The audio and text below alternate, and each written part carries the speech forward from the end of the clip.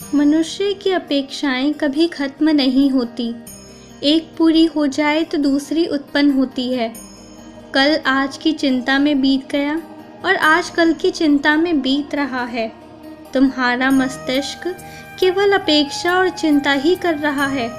बीता हुआ कल तुम बदल नहीं सकते और अगले पल क्या होगा यह तुम नहीं जानते और कल की चिंता व्यर्थ कर रहे हो। सारा जीवन अपेक्षा और चिंता में बीत गया। इन सब ने मन की शांति भंग कर दी, अनेकों प्रकार के दुख उत्पन्न किए और एक दिन ऐसे ही जीवन समाप्त हो जाएगा।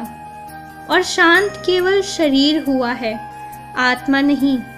आत्मा तो तुम्हारी अधूरी इच्छाओं की गठरी लेकर भटकती रहेगी, क्योंकि जीवन के रहते तुमने कभी परमात्मा को सच्चे मन से याद नहीं किया। पूजा पाठ भी इसीलिए की क्योंकि नियम है।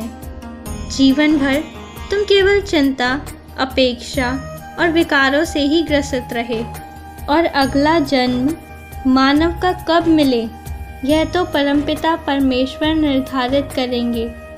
तब तक आत्मा को ऐसे ही अनेक प्रकारों के योनि में भटकता रहना पड़ेगा। इसीलिए यह जो मानव जन्म मिला है इसे व्यर्थ न जाने दो। परमात्मा को सच्चे मन से याद करो, उनकी सच्ची भक्ति करो। मन और बुद्धि दोनों परमात्मा को समर्पित करो, शाश्वत समाधान मिलेगा। भगवान की पूजा शरीर से करते हो, मन से नहीं। जहाँ मन नहीं वहाँ भगवान नहीं, और जहाँ भगवान नहीं वहाँ भगवान की कृपा कैसे होगी। और फिर कहते हो इतनी पूजा पाठ करने से भी भगवान प्रसन्न क्यों नहीं होते। पूजा करने में भी संसार के बोझ लेकर बैठते हो। भगवान के प्रति मन एकाग्र नहीं। पूजा करने का उद्देश्य केवल सांसारिक सुख सुविधाएं और मन की प्राप्ति होता है, भगवान की भक्ति एवं उनका प्रेम पाने की नहीं। वही स्थिति ग्रंथ पोथी पारायण की एकाग्र मन से नहीं पढ़ते हो, केवल पढ़कर जल्दी समाप्त करना है, यही उद्देश्य होता है। अगर विद्यार्थी एकाग्र मन से अभ्यास करेगा तभी वह परीक्षा में उत्तीर्ण हो सकता है। वही बात ग्रंथ पोथी पठन में भी लागू होता है। एकाग्र मन से पढ़ोगे, हर एक अर्थ समझोगे और उस प्रकार जीवन में अनुसरण करोगे, तभी पठन की सफलता होगी। जीवन तथा आध्यात्मिक पथ पर उन्नति होगी। भगवान की पूजा करने से या मंदिर जाने से भक्त नहीं कहलाते। नाना की तरह उपाय करने से भगवान प्रसन्न नहीं होते। सदैव ईश्वर को ध्यान में रखना, उनका नाम स्मरण करना, यही असली भक्ति है। तुम्हारा मस्तिष्क केवल ईश्वर का चिंतन करे, यही वास्तविक भक्ति है। और नाम स्मरण करना तो कितना सरल है। इसके लिए कोई तिथि मुहूर्त की ज़रूरत नहीं। इसके लिए शरीर की भक्ति की भी ज़रूरत नहीं। तुम बाकी सारे कर्मकांड करते हो और बस यही भूल जाते हो। यह तो मूल है। बाकी सब कुछ करो लेकिन मूल से जुड़े रहो। अगर मूल मजबूत है तभी तो वृक्ष मजबूत होगा, तभी तो तुम्हारा ईश्वर के साथ नाता घनिष्ठ होगा।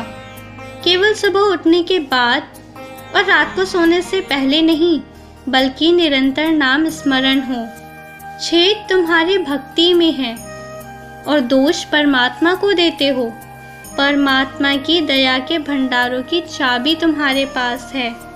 उस चाबी का नाम है तुम्हारी सच्ची भक्ति, जिसमें प्रेम, निष्ठा, एकाग्रता तथा समर्पण भाव हो। ऐसे भक्तों के ज़रूरतों का ख्याल स्वयं ईश्वर रखते हैं। जो मिला है उसमें संतुष्ट रहना सीखो। रोना आए तो हंसना सीखो। ईश्वर की मर्जी में खुश रहना सीखो, क्योंकि वे वही करते हैं जो तुम्हारे लिए सही होता है। सही समय पर सब कुछ सही मिल जाता है। परीक्षाएं जितनी कठिन, फल उतना ही मीठा मिल जाता है। संयम रखें। मनुष्य मोक्ष पाने के लिए संसार त्याग कर निर्जन स्थान पर जाकर तप साधना क्यों ना कर ले, लेकिन गुरु कृपा बिना सब व्यर्थ है। ईश्वर सही गलत का ज्ञान नहीं दे सकते, इसीलिए उन्हें गुरु स्वरूप मनुष्य के जीवन में प्रवेश करना पड़ता है। गुरु कृपा से मनुष्य संसार में ही रहकर वैराग्य धारण कर तपस्वी बन जाता है। गुरु बिना ज्ञान नहीं और ज्ञान बिना मोक्ष नहीं। इसीलिए अपने गुरु पर संपूर्ण रूप से विश्वास रखें, उनके दिखाए मार्ग पर चलें, कल्याण होगा। खुश रहो। सबका मालिक एक।